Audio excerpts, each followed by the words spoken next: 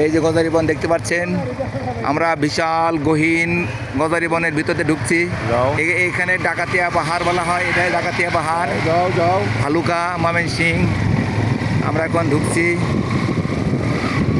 দেখতে পাচ্ছেন দুই পাশে গজারি বন, খুব সুন্দর ভাই, এক্সেলেন্ট জায়গা।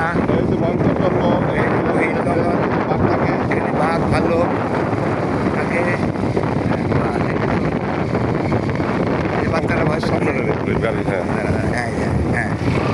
এই যে দর্শক এই যে তোর হালকা দিতে, হ্যাঁ এদিক করে আমার মাথাটা, হ্যাঁ বাস বাস, হ্যাঁ হ্যাঁ হ্যাঁ সুন্দর সুন্দর, হ্যাঁ এই